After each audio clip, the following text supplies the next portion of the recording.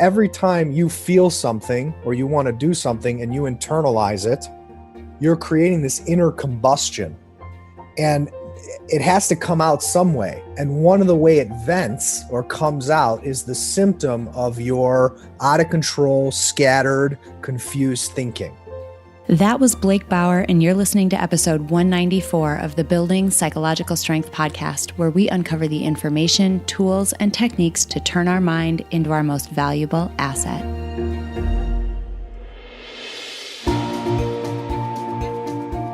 The courage to face fears with persistence. Being able to be present enough in this moment to choose my response thoughtfully. We have the strength to bend to life stressors, to bend to adversity without snapping, without breaking. There are only 6 things that contribute to our quality of life, and they are all experiences. In every moment, we are deciding who we want to be and how we want to live our lives. Noticing what your brain is doing and then being able to make choices.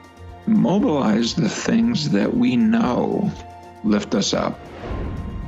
Hey everyone, welcome back to the Building Psychological Strength podcast. My name is April and I'm your host.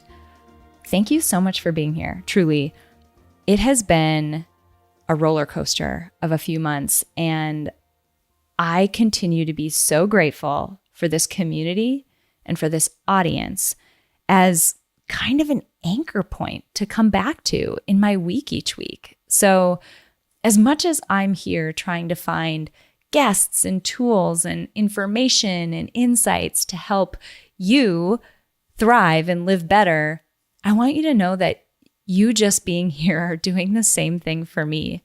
I can't tell you how much I appreciate it. I also want to shout out one quick listener who left me the most amazing review on iTunes. I want to say thank you to Lexi. She recently left a review that said, "The first podcast I heard from April was with Cheryl. I decided to listen during a long run and I realized I was smiling the entire time. I got home so excited to integrate writing down things that I'm grateful for and what my favorite moments from the day before were.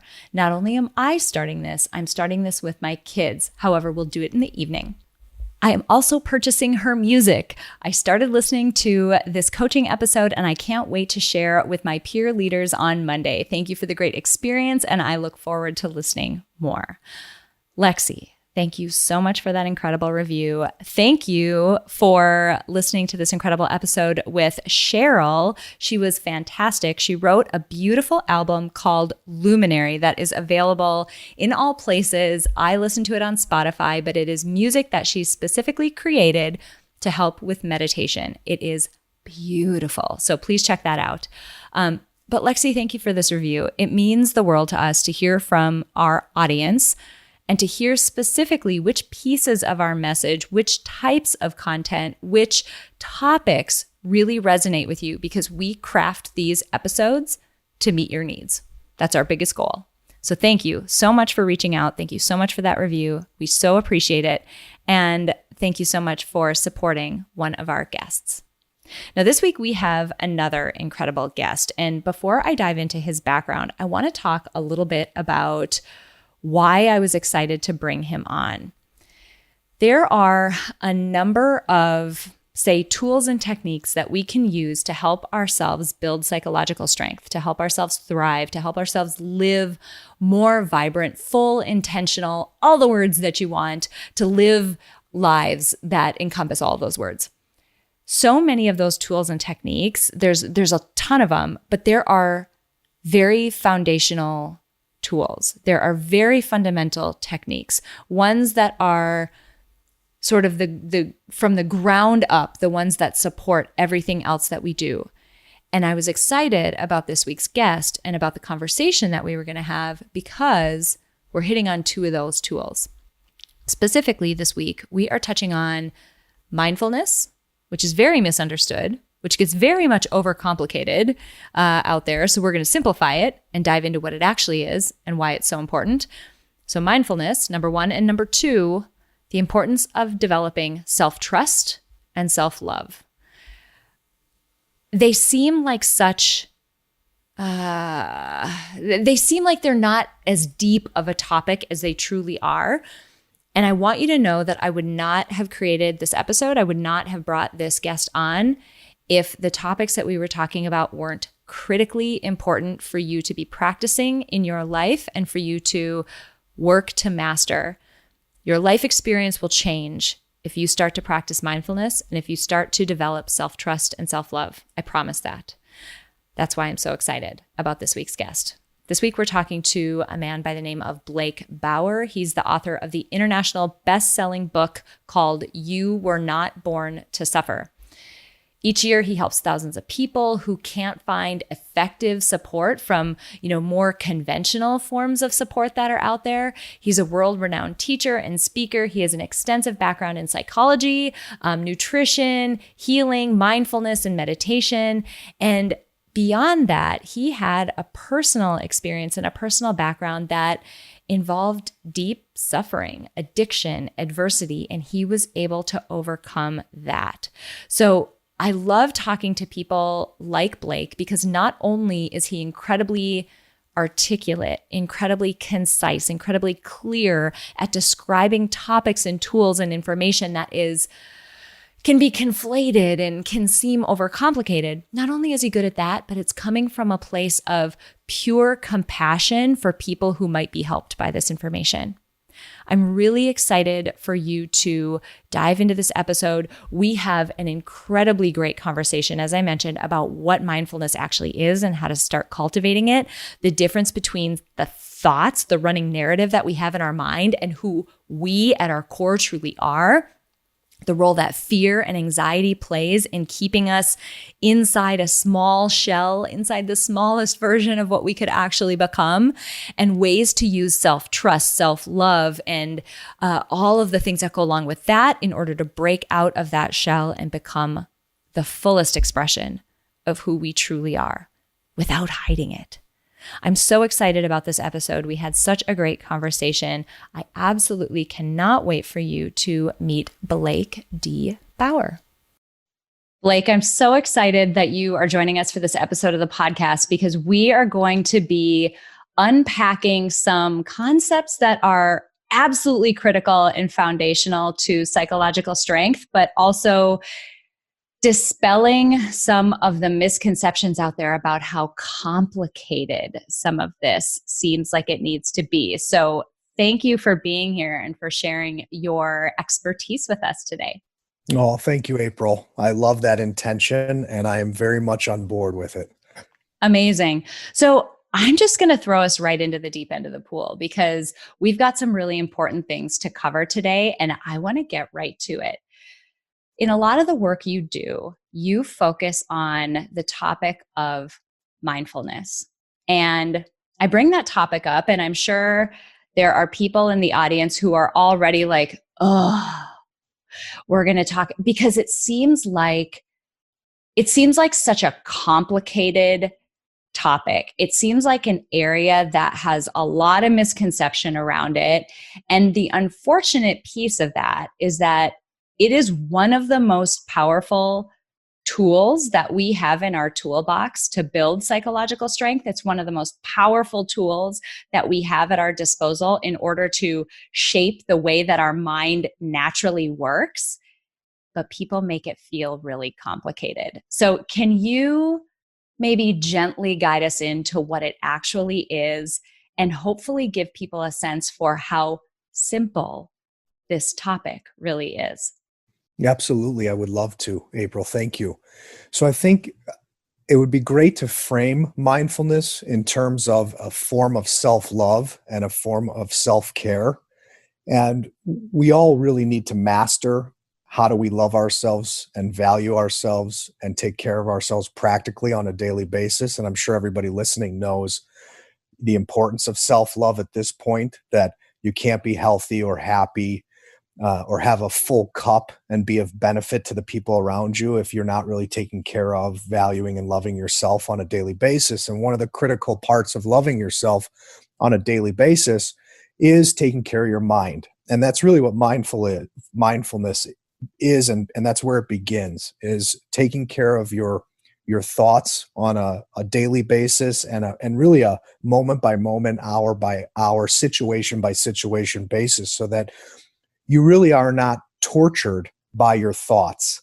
And so many of us, from the moment we wake up until the moment we go to bed, are tortured by negative thinking, by insecure thinking, by fear, by guilt, by shame, and it holds us back. And so mindfulness is really the key to breaking through, because you have to be aware of the fact that you're thinking negatively, or you have to be aware of the fact that you're scared, or you're having insecure thinking, or that you don't trust yourself, or you don't trust the universe, or you don't trust life, which all manifests through your thoughts. And so the first step is to become aware, and you can't become aware until you become mindful of what you're thinking and these dynamics that are occurring inside of you all the time, every day, all day.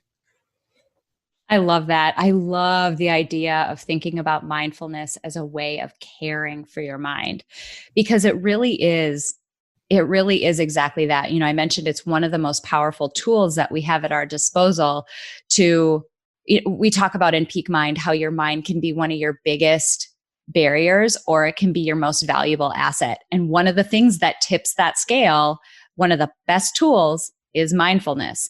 And something that you mentioned is that all day long, every day, we are plagued by these thoughts. We're held captive by these thoughts. We've had a number of episodes where we've talked about this notion, and I want to tie some things back for our audience.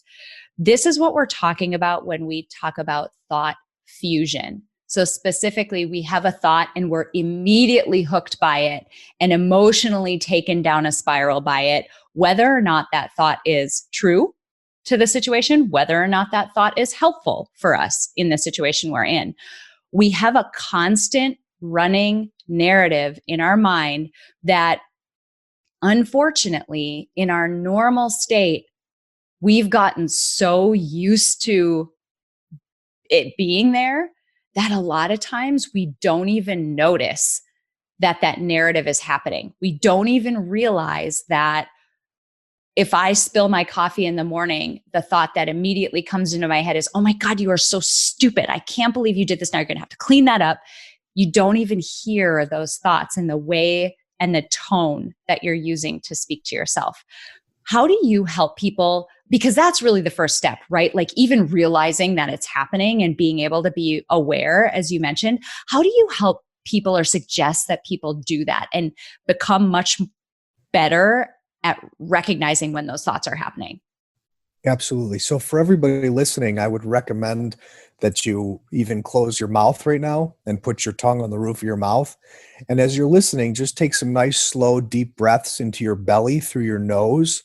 Most of us breathe very shallow in our throat area, not even down into our chest, and let alone down beyond the diaphragm into the belly area. So I recommend, if everybody could try just while you're listening, to take nice deep breaths into your belly.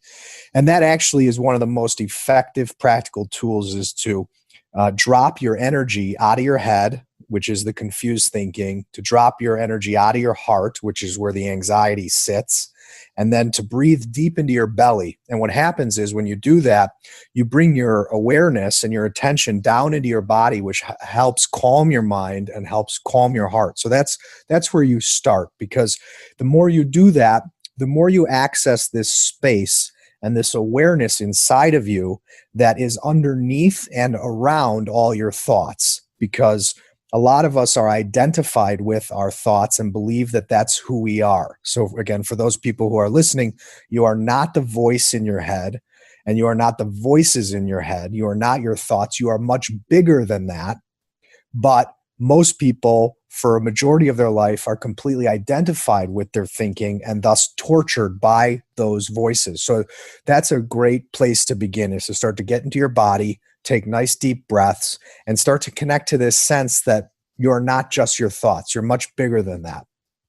So I think that's the most practical place to start. I love that. And so one of the things that we talk about too in our flagship program, our sort of core signature program, it's called Ascend. We talk about this running narrative in our mind as though we have a committee of voices. And some of these committee members are the taskmaster. This is the voice that tells you to say yes to everything, that tells you, yes, you have to do it. Yes, you can get it done. The victim, the voice that tells you that none of this is your fault and that you are just in this terrible situation. The martyr, the voice that tells you that you should be taking care of everybody else and whatever. And what we find is that when people can get quiet, as you mentioned, you start to hear these common threads of voices. The inner critic is one that a lot of people are commonly aware of. You start to hear distinct voices as though you have a bunch of roommates in your head who have an opinion about everything that's happening, and they are loud and they want to voice that opinion. So I love the notion of just getting quiet, focusing on your breath and allowing thoughts to come, but then recognizing them for what they are. They are occurrences, just like everything else that's going on around you. You know, we talk about meditation sometimes, and in the same way that you hear a sound in the room that you're in, you may become aware of a thought that you have. You didn't cause either of them. They both are things that just happened. So I love this notion of you are not your thoughts and diffusing yourself from them, because it's so easy to get hooked and it's so easy for them to drag you in an unhelpful direction. Absolutely. It is. And a couple things that came to mind as you were talking is, one, a lot of times we don't share what we're thinking, and we're ashamed of it, and we're scared that people might judge us or think that we're crazy, and we think we're the only one. But the truth is that everybody has multiple thoughts and crazy thoughts, and we just don't talk about it. So please know you're not alone, and you're not the only one experiencing these crazy voices or multiple voices in your head. Because a lot of people will say, oh, you know, they must be normal and something's wrong with me. But there's nothing wrong with you. It's basically, we've all developed kind of a fractured, unhealthy mind, and it goes back to childhood. And so I think another important aspect to be aware of in this conversation is, where do those voices come from? Because a lot of us developed those voices to survive. So a lot of that narrative is, how do I please everybody so I can stay safe and secure? How do I avoid being hurt? How do I avoid being abused? How do I avoid being abandoned? And so a lot of those voices are kind of subconsciously coaching you from fear on how to survive. I ran into a friend this morning getting coffee on the way to set up for this interview, and it's my friend's wife. And she was expressing how she reverts to disaster thinking. You know, her thoughts always go to worst case scenario. And she comes from a family of all of her 4 grandparents are Holocaust survivors. So in her DNA and in her genetics was passed down this trauma that the worst thing could happen at any point. And so a lot of people have this type of thinking that, you know, the worst thing could happen, and you're triggered and you're taking down the most negative path possible psychologically, which obviously doesn't serve anybody and actually causes a lot of damage in your life and in your relationships, and then even in your own body and your own health. So it's really good to ask, where does this thought pattern come from? Did I inherit it from my mother and my father? Because you likely have a number of unhealthy thought patterns that you inherited. And then another huge subset is, how did I develop these thoughts to survive? You know, to fit in socially with friends at a young age, to get love from a man or a woman. You know, a lot of us have developed psychological patterns to be attractive to the other sex, to be liked, to be appreciated, to be desired. So notice those types of thoughts that you have. And again, the question is, where does it come from? Where did it start?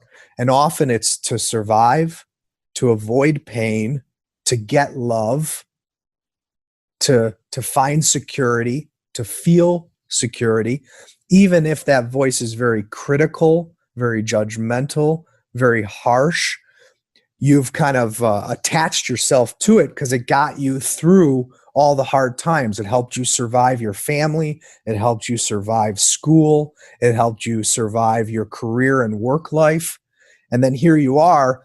And if you're listening to this, you've reached a point where those thoughts and that voice in your head and that mindset is limiting in the same way a caterpillar goes into a cocoon to become a butterfly, and eventually it has to break free of its cocoon or it's going to die. You have to break free of that mindset and those limiting thinking, that limiting thinking, to become a free and full expression of who you really are, not your fear-based survival self.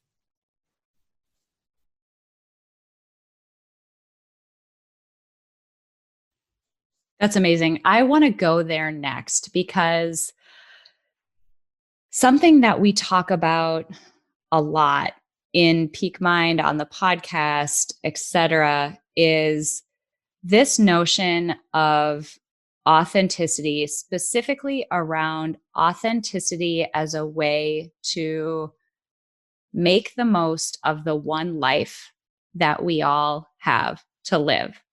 I've told the story a number of times. I shared it in my TEDx talk. I've talked about it a lot on the podcast, but my dad passed away from cancer when I was 11, and that was an impactful experience for me. But the biggest impact of that experience of seeing mortality face to face didn't happen until years later, a decade and a half later, when I was in graduate school and I was living in this way, much the way that you described. I had all of these fear-based thoughts. I was afraid of judgment. I was afraid of not being perfect. I had lived my whole life coping in that way, going through high school, getting straight A's, like being perfect, striving to be this, perfect person who can't be judged harshly for anything. And what I realized in graduate school is that there was a big list of things that I wasn't doing because I was afraid that I would be judged for them or that I wouldn't do them well.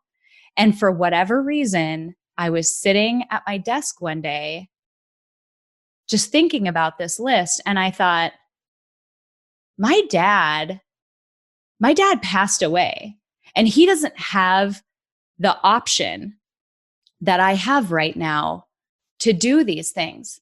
And this question popped into my head, and I thought, what would my dad give to have the set of opportunities that I'm wasting right now? Like, I'm wasting them. I have all this time that he doesn't have anymore.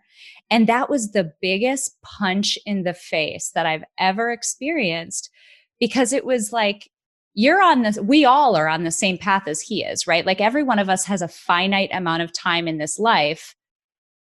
And here I was boxing myself in to a shell of, or a small proportion of what I could actually achieve simply out of fear.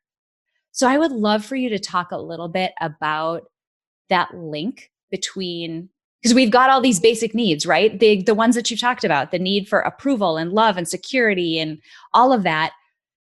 We've got those needs, and they cause this fear that leads us to live this life that is so much smaller than what we could actually live. I'd love for you to unpack that a little bit, and specifically how it attaches to us being fully ourselves, the fullest expression of who we really are. 100%. I would love to. And I just want to acknowledge and say, I'm, very sorry for your loss, and, that you had to go through that. And thank you for sharing and, being so vulnerable. And yeah, I understand. So, yeah. So one thing that's really practical and insightful in this conversation is to understand that a lot of our kind of crazy or uncomfortable thinking that doesn't feel good to us is a symptom of repressed emotions. And this is very powerful to understand, because if you think about, imagine your body's like an ocean and your thoughts are like the waves.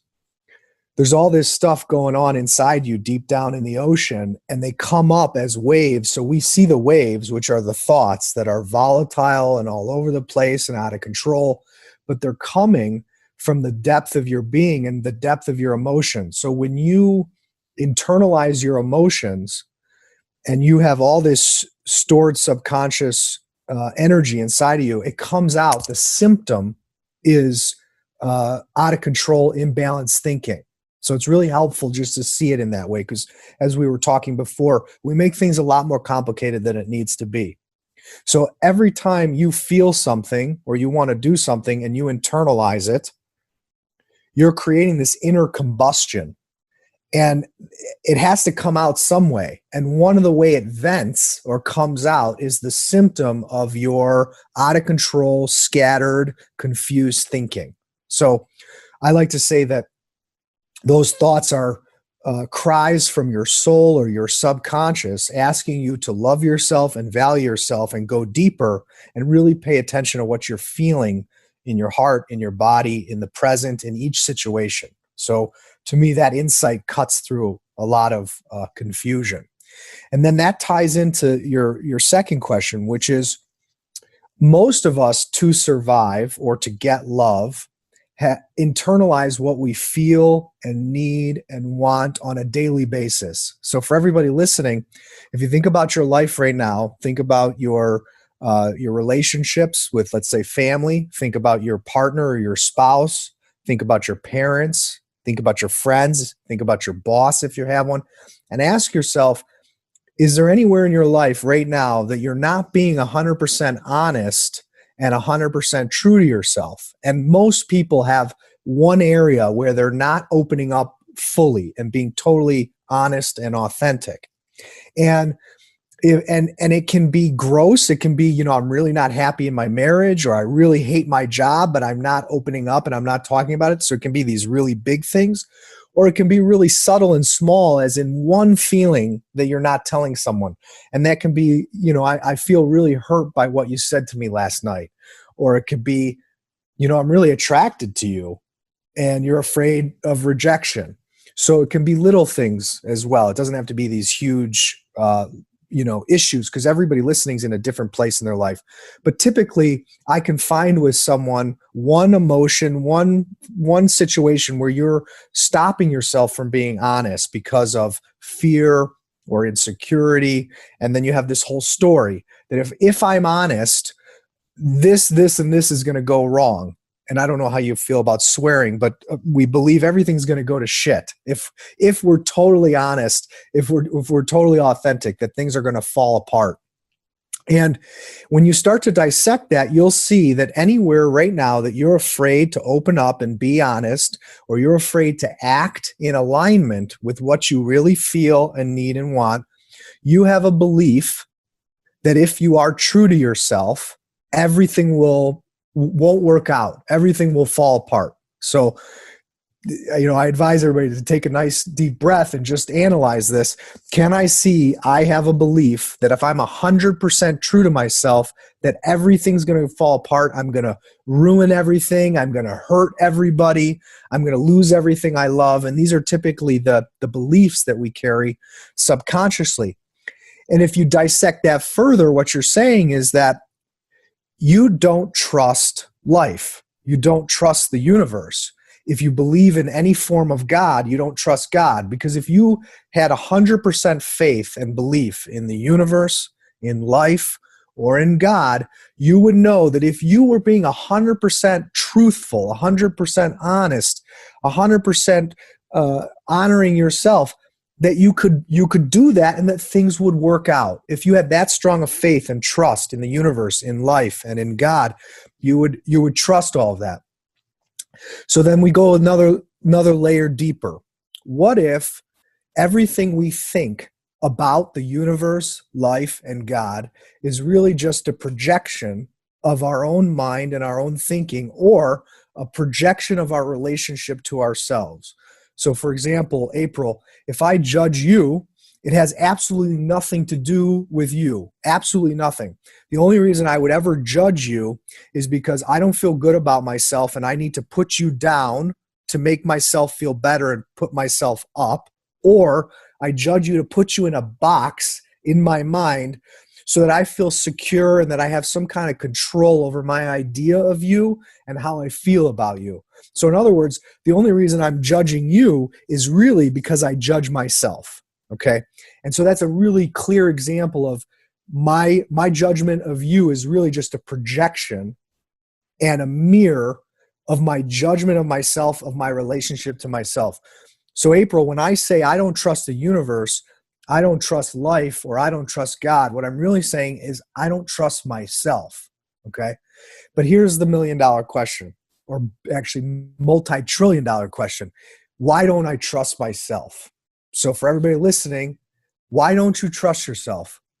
Well, I want you to think back on your life starting today and go back year by year to your childhood. And I want you to ask yourself, in how many moments of your life have you felt something, needed something, wanted something, but you've betrayed it? You've rejected it. You've internalized it. You kept it in. You've hidden it. You overlooked it. You disregarded it. You didn't value it so that you wouldn't upset anybody, or to keep the peace, or to stay comfortable.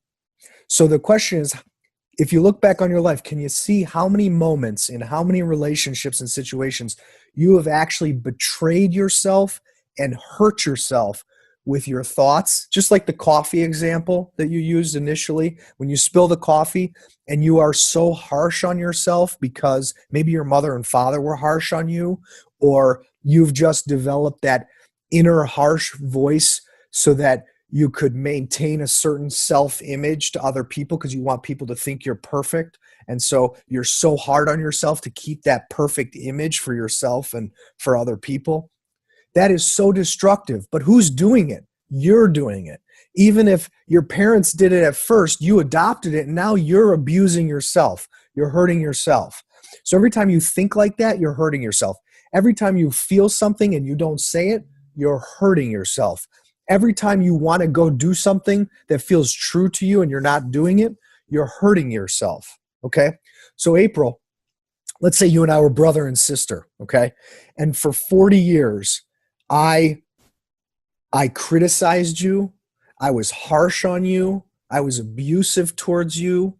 I judged you. I belittled you. I told you you were worthless. I told you what you feel and want and need doesn't matter. I told you to shut up. I don't care what you think. I don't care what you feel. Would you trust me as your brother? Would you like me or trust me as your brother? Right. And so if we are using this relationship between you and I as an externalization of my relationship to myself, if I've been like that to myself, if I've treated myself the way I've been saying I treated you for 40 years or 50 years, do you think I trust myself? If I've been horrible to myself most days of all these years, do you think I trust myself? No. So this brings us to the root cause of why we don't trust ourselves. It's because we never learned how to love ourselves on a daily basis and be true to ourselves on a daily basis. So which means every day in some way we are betraying and hurting ourselves. So then that translates into, well, deep down subconsciously, I don't trust myself. I haven't been good to myself. And I know that deep down. So I don't trust life. I don't trust the universe. I don't trust God because I actually don't trust myself to be good to myself on a daily basis. Does that make sense? So that's why we stay stuck, because we think that if I start changing this now, if I stop living the lie, everything's going to go to shit. I'm going to ruin everything. I'm going to ruin the security I've created. I'm going to ruin the family I've created. I'm going to ruin the career I've created. And so we think, okay, I'm so scared of the implications of not living the lie anymore, of not hurting myself anymore, of not betraying myself anymore, that I just have to stay cold and comfortable, because how am I going to deal with the ramifications of walking this path, which is being true to my heart, being true to my soul, and being honest to everybody in my life? Oh man, there's about 10 directions I want to go. That was awesome. And something that is at the root of a lot of what you said. This also is at the root of some of the thought fusion that we were talking about before, is our human ability. And this can be incredible. This can be an incredible gift in some circumstances, but in this case, it's not. Our human ability to adapt to nearly anything. And we adapt by familiarizing ourselves with whatever it is that's happening to us, whatever stimuli that are out there, whatever information that's out there, whatever circumstances that are out there. We familiarize ourselves with that. And then our instinct to protect looks at that and says, okay, this is familiar. I know this. I know that I haven't died in this little bubble that I'm in right now that's very familiar. Clearly anything out of it is unfamiliar and I shouldn't go out there. And it's funny because out there could be incredible peace, incredible joy, incredible fulfillment, incredible everything that all of us are seeking. But it's that familiarity. It's it's the danger that you know versus the one that you don't know. The one that you don't know seems really scary, right? Like horror films are scary. M. Night Shyamalan is the king of this, right? It's scary because you don't know what the villain is. He doesn't show it to you very often. That's terrifying. So that was one piece that I wanted to talk about. The other piece is there are a couple of, so my background is in social cognitive psychology. I studied the way that we encode, store, use information. So that sort of like black and white, sterile feeling field of psych. But what's interesting here is inside of what you were talking about are two cognitive biases that every single person has. And these operate, again, below the surface of the water. We don't realize they're happening, but they are a total lens through which we see the world and through which we experience the world. One is, and you've heard of these if you've taken Intro to Psych, but they apply to you in this case, cognitive dissonance. If you truly at your core are a certain person and you're acting in a way that is contrary to that, it creates this gross psychological state that does exactly what you're saying. You start to mistrust. It erodes at your self concept of who you are. It's incredibly damaging for people. So if you've ever had to truly live a lie, people out there, maybe some of you have, I immediately go to a friend of mine who I know who he is a gay man and he lived in the closet for a very long time. The erosion of his self-worth and esteem was incredible because he was living in a way that was not aligned to who he truly was. This dissonance is toxic. So that's one piece I wanted to call out. Second, you mentioned this like set of beliefs that we construct, right? To sort of as the scaffolding that holds this whole facade up, like something has to hold this facade up because it's not real. It's not standing on its own. So we construct all these beliefs to help support it. Once you do that from a cognitive standpoint, something called the confirmation bias takes over, and you are much more likely to seek out, find, and believe information that supports those beliefs. So if you think like inside our starter pack, we have in Peak Mind, we have a free product called the Peak Mind Starter Pack. You can go to peakmindpsychology.com/start to get into it. There's a self-identity diagnostic in there that gets at this very thing. It's, I'm the type of person who does what, who can or can't do what, who should or shouldn't what. And you start to pick apart at that and you realize, yeah, I feel really uncomfortable in situations where I'm being asked to act not in alignment with that belief I have about myself.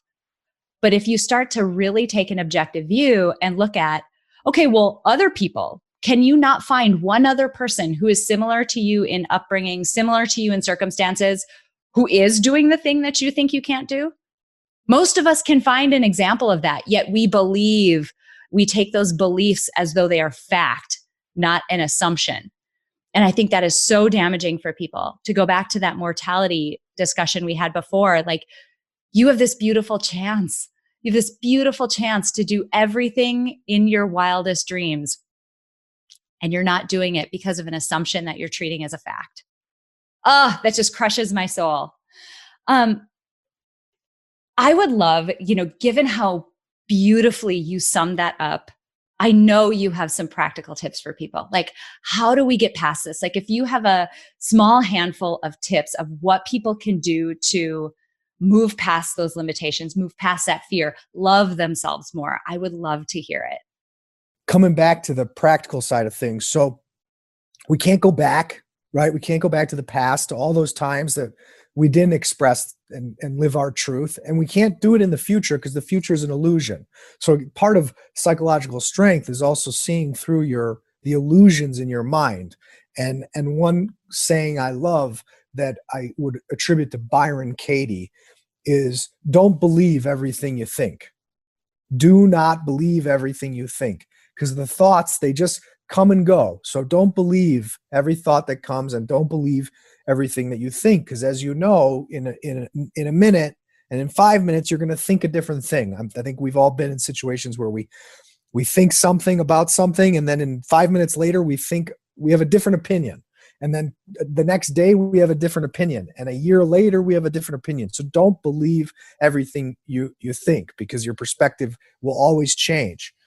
And so the only time we can do this is in the present. And so the first and the most important thing is to start opening up and being vulnerable and being honest with the people in your life. So all those things that you're keeping in, that you're scared to talk about, or you're ashamed to talk about, or you feel guilty for feeling, you need to start opening up. So whether that's your partner or a friend or a family member, and if you don't have someone that you really trust and that you feel safe with, please go find a therapist or an alternative health practitioner. There is no shame in asking for help. I'm someone who struggled and suffered very deeply with drug and alcohol addiction, and then psychological and emotional pain. And as a man, I really struggled to ask for help. I didn't even know there was help. I didn't know who to go to. I didn't know how to ask, but there are so many resources out there. And I'm sure, April, you have resources on your website and with your work. Please go ask for some help, because we all deserve to have at least one safe container where we can talk about everything we think and feel and not worry about the repercussion. Because like, when you talk to a therapist, you have nothing to lose. You're not going to lose their love. You're not going to lose their support. That's their job, is to support you no matter what. That's what you're paying them for. That's the exchange. Whereas often if we talk to our spouse or our partner or a family member, we're afraid we might upset them, that they'll judge us, or they might use what we tell them as later as emotional manipulation, because this stuff happens. So go find someone you feel safe with. And in the interim and during that time, it's really healthy to keep a journal or a diary and write to the universe, write to nature. If you believe in God, write to God. If you have a loved one that passed away that you believe you still have a connection with, write to them. It can be very cathartic and very healing, just saying, dear dad, dear mom, dear grandma, if you feel a connection to them still. And bare your soul in writing. And even that is very helpful in beginning this process. The second part of that is we all have to learn how to be kind when we're expressing ourselves. Because, April, let's say you said something to me and I interpreted it in a way where I feel hurt and I feel angry. A lot of us have learned very destructive forms of communication. So as a man, if I feel hurt and angry, I might say, excuse me, fuck you, you bitch, leave me alone, or get away, because I don't know how to say, April, I feel hurt and I feel angry by what you just said. So a lot of us have learned this very ugly, toxic language where when we feel hurt and angry, we point the finger, we blame, we lash out, we swear at people, we call them names, but that's all code for I feel hurt and I feel angry. So the key is to be in touch in the present with what you're feeling. This is where mindfulness ties in, and loving and valuing yourself, and there's no separation. You have to be, so for example, if you're listening right now, ask yourself, what am I feeling? Name it. I feel peace. I feel insecure, I feel cold, I feel hot. So you start to ask yourself these questions. So you become more skillful and practiced of identifying what you're feeling in your body, in your heart, in the present. And then you have to own it. You have to learn, it's called nonviolent communication. You learn to own it and say, I feel, I need, I want, instead of you. Because as soon as I say to April, you are such a, or you're this, or it's all your fault, what's going to happen in April, whether she wants it or not, unless she's totally self-mastered, and I think she's there. But for most people, if I start swearing at you and calling you names, what happens is your ego identity is going to become flared up, and you're going to become defensive, and you are going to fight to the death to protect your sense of self, because deep down everybody feels they're right typically and that they're a good person. Even if they're not behaving well, deep down they feel they're a good person and that they're right, and they don't realize that they're just protecting themselves. So as soon as I say you and I start swearing and attacking, the other person is going to get defensive and start attacking back. So the only type of communication that brings down walls, and this is one of our blocks because we never learned this skill set, is to say, I feel really hurt right now by what you just said. I feel so angry by what you just said. Because if the person you're talking to truly loves you and cares about you, and you don't attack them, and you say, I feel so hurt, I feel so angry, they're going to see clearly that the person they love and care about is hurting, and then they're going to want to show up for you instead of attack you. But as soon as you attack them, they're going to get defensive. So you have to become a master of not causing the people around you to become defensive.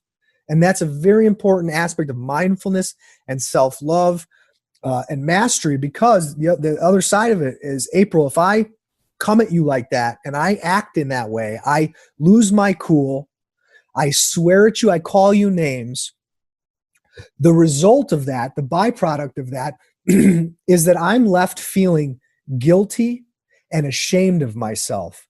And this is true for everybody listening, because there is no way that I can truly respect myself and feel good about myself deep down if I carry myself in a way that's kind of disgusting and hurtful. So that's really key, because the way you communicate then determines how you feel about yourself. So if you communicate kindly, gracefully, with personal responsibility, you're going to be left feeling that you respect yourself, that you did your best in the situation. Whereas when you don't do that, you lose your cool, you swear, you attack, you belittle, you name call, you put people down. You then don't feel good about yourself, because deep down you know you were hurtful, you were mean, you were not as kind or loving as you're capable. And so that is one of the most important ones that most of us never master. And it keeps the chain of pain going in families and in relationships, and thus in the world. So I would argue that this point, and then there's a couple other points that if we have time to get to, but basically this theme of how do I love and value myself practically in the present every day, is the single most important factor in human evolution.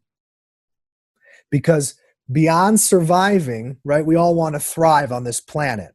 And we all know what survival, fear-based, competitive thinking gets us.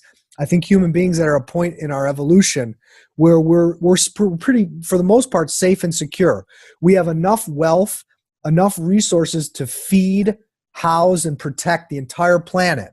But because we're still scared, because we're still insecure, because we're still reacting from this fear-based, pain-based place in ourselves, we have hoarding in the world, we still have war, we still don't take care of everybody.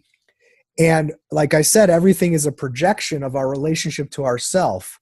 So the reason why we can't love and care for more people in our immediate life or in the larger world is because there's still all these aspects of ourselves that we're not accepting, taking care of, and loving. And so I believe this is the next step in human evolution.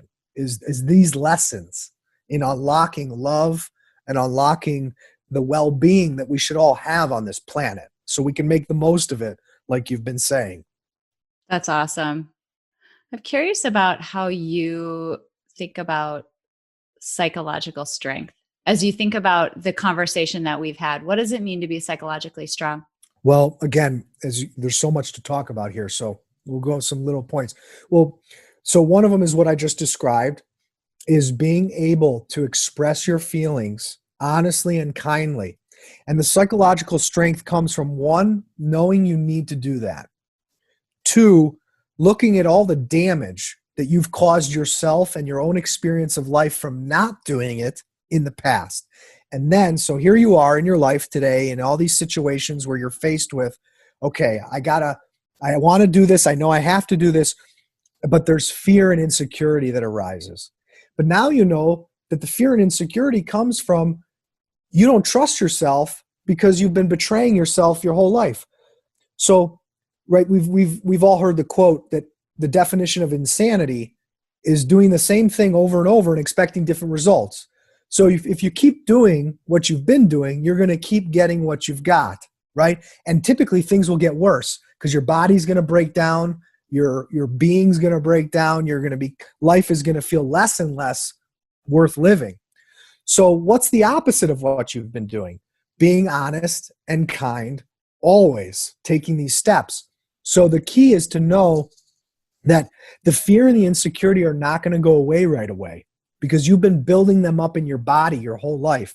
So the key is to know that you need to do it even if you're scared, even if you're shaking. I don't know if some people probably know the John Mayer song that goes, say what you need to say, even when you're shaking, even when you're trembling. It's a beautiful song. Go listen to this song. Say what you need to say, John Mayer. Okay, just listen to it in the car or on your headphones. But so the key is to know that the fear and the insecurity are not going to go away. Not right away. It takes time. And think of it like Pac-Man. Every time you love yourself and you take the love in your heart and you express it out, and it comes out in the form of truth, honesty, and kindness, the love inside of you, the strength inside of you will eat the fear, will eat the insecurity like Pac-Man. But it takes time because there's a lot of it that you've created inside of yourself that's stored inside. So the other big part of that is, let's say today you go talk about your feelings to someone that you've been afraid or felt insecure to talk to for years or for a long time about an issue. The first time you do it, or when you start to practice this every day, there will be the fear and insecurity, and you're gonna be like, okay, I listened to April's podcast. Blake said I gotta do it, even if I'm scared and insecure. So I know I gotta do it because I don't want the same stuff I've been getting. So you're gonna do it, and then right away, your fear and your insecurity is gonna come back, and then you're gonna doubt yourself. But the reason you're doubting yourself for having been honest and kind and overcome the fear and insecurity and not let it stop you is because you don't trust yourself. So here comes all the self-doubt, all the lack of self-esteem, all the distrust of yourself. It's all going to come up again, and you're going to fall into a pothole right after you find the courage to do it. Now, the key is don't give up and don't turn around. Stay there in the truth, in kindness, in love, breathe deep, and keep being honest and kind. And you're going to go through this cycle where the fear and insecurity come up. You are honest and kind. Someone gets angry. Someone reacts negatively. You doubt yourself. You get scared again. You get insecure again. And you say, I should never have listened to April. I should never have listened to Blake. But that's not true. You take a deep breath. You realize that your mind is just going back to the same habit of fear and insecurity and self-doubt. And how are you ever going to learn to trust yourself? By being honest with yourself and the people around you, by being good to yourself, by being kind. So the more you do this in the face of fear, in the face of insecurity, the Pac-Man eats the fear over time, eats the insecurity, and it also eats the self-doubt. So your trust in yourself, your belief in yourself grows. It snowballs over time until you know that every day, in every situation, in every relationship, you have to be 100% true to yourself. And then you have to be 100% kind and graceful and loving in your authenticity. And the more you do that, the more you trust yourself, the more you're going to do it. And then that becomes your legacy. And you teach the people around you, you set an example for the people around you of how to do it. And the truth is that all of us did not grow up with good examples. So we're all pioneers in our family and in our bloodline and in our community. So if you don't own this and say, I have to do this for myself and become an example, you're just going to be waiting for other people to do it, and life is going to be miserable. So you have to set the example and stop waiting on anybody else to give you permission or to say it's okay for you to live a life that's 100% true to you. You need to give yourself that permission. That's so good. That is so good. This has been such a good discussion. We've dove into, I mentioned it at the top of the show, 2 topics, this notion of authenticity and self-love, and also the importance of mindfulness and being able to cultivate it. These 2 topics are, 2 of the biggest foundational bricks. So it's been great to dive into it with you today, because when we talk about foundational skills like this, you can't unpack them enough. Like, you can't work on them enough. It's something that we should all be consistently pointed toward, consistently and intentionally working on. So I just appreciate your willingness to come on to share your expertise with us, particularly in 2 topics that are so critically important. So thank you so much, Blake, for being here today. How can people find more information about you? Where can we find you online? Well, thank you, April. My website is unconditional-selflove.com. My book, You Were Not Born to Suffer, is on Amazon. And then I'm on all the social media platforms. Amazing. Amazing. Definitely go check out his book. I'll link up a few more resources as well in the show notes for folks who are interested in, deepening your awareness and your knowledge in this area. But Blake, this has just been wonderful. Thank you so much for being with us. No, April, thank you very much. I hope it helps your listeners. Tell me if this sounds like you. I'll finally be happy. I'll finally take a breath. I'll finally find some balance when I get through this crazy season of life. We hear that from so many people, and the fact is, many times, life is just a crazy season. All of it. Between your career, your family, your community obligations, attempting to have a social life, and trying to fit in self-care, whatever that is, we end up feeling stretched so thin. Now, I want to challenge you to think about things differently. Rather than focusing on external circumstances and their impact on your happiness, your sense of ease and balance, and your mental well-being, what if, instead, you focused on something you can actually control? What if you built the psychological strength that would allow you to thrive through life when things are going well and even when they're not? What if you could feel less scattered, more in control, less anxious, more peaceful and joyful?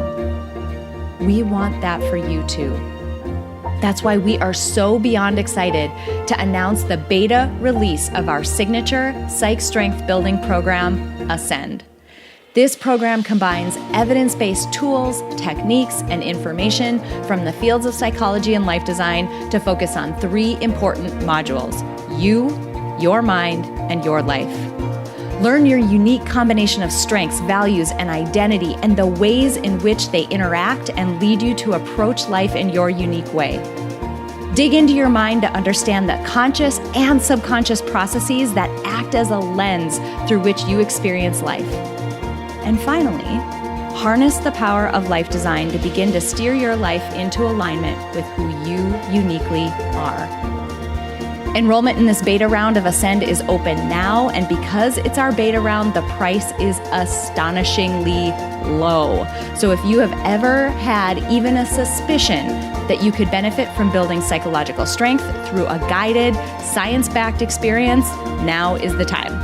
Visit www.peakmindpsychology.com/ascend for more information and to join us Friends, it is time to build psychological strength. It's time to live by design and not by default.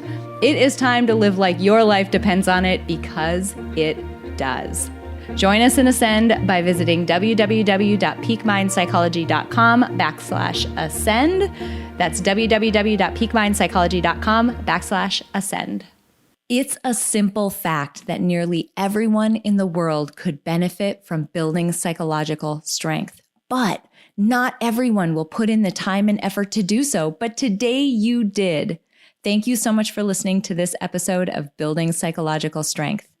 Now, if you're interested in building the mental toughness, confidence, and resilience you need to thrive through life's ups and downs, visit us at www.peakmindpsychology.com. Also, if there's someone in your life who could benefit from this episode, please share it with them.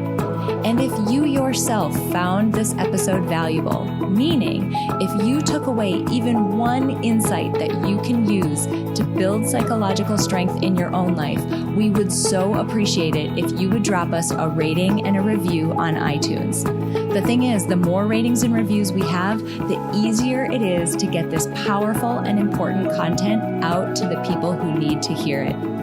Remember, your mind can be your most valuable asset or your biggest liability, and you get to choose. So choose wisely, my friend. And I'll see you next time on Building Psychological Strength.